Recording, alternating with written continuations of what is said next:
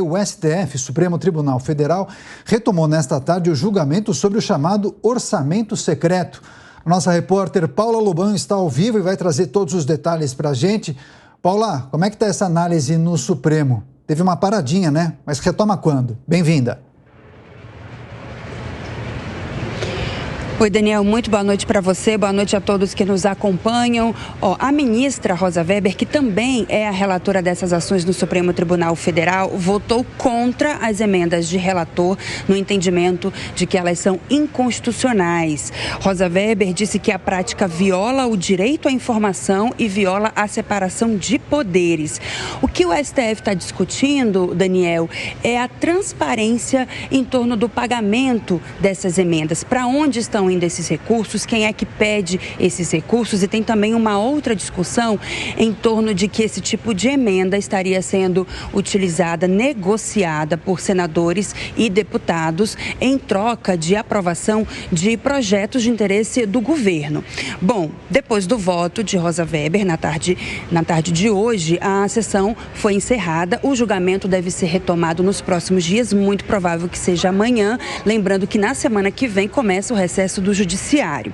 A expectativa é que a maioria dos ministros do STF votem junto com a relatora pela inconstitucionalidade. Mas há dois caminhos possíveis aí. Ou os ministros decidem acabar com as emendas de relator, ou eles decidem pela manutenção das emendas, desde que com novas regras, dando mais transparência para o pagamento desses recursos. Vamos ouvir agora Rosa Weber no momento em que ela dá o voto dela na sessão desta tarde.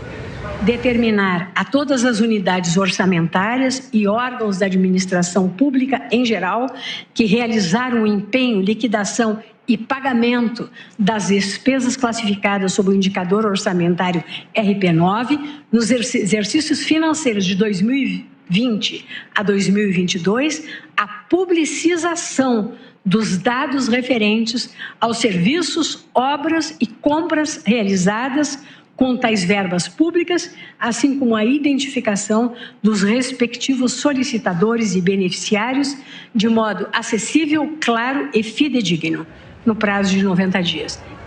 Agora, Paula, falando ainda de recursos em análise no Congresso Nacional, porque tem a PEC da transição, né? Ela vai ser votada ainda nesta semana na Câmara Federal, ou os deputados aguardam justamente a definição por parte do Supremo em relação às emendas de relator?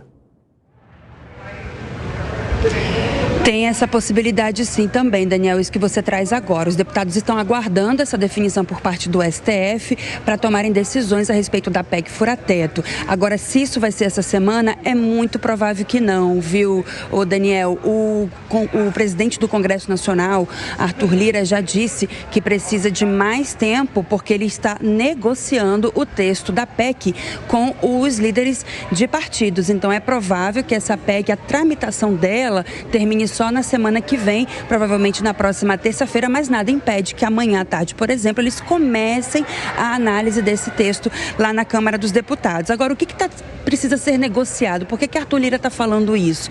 Porque existem parte dos parlamentares, principalmente os líderes do Centrão, por exemplo, que não concordam com o texto da forma como ele foi aprovado no Senado Federal e chegou na Câmara dos Deputados. Querem diminuir o tempo de vigência da PEC de 2 anos para 1 ano e também querem diminuir o valor dela para aproximadamente 100 bilhões de reais.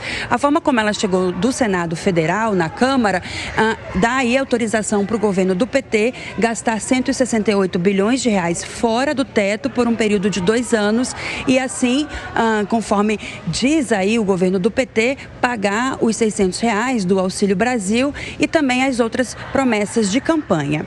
Daniel.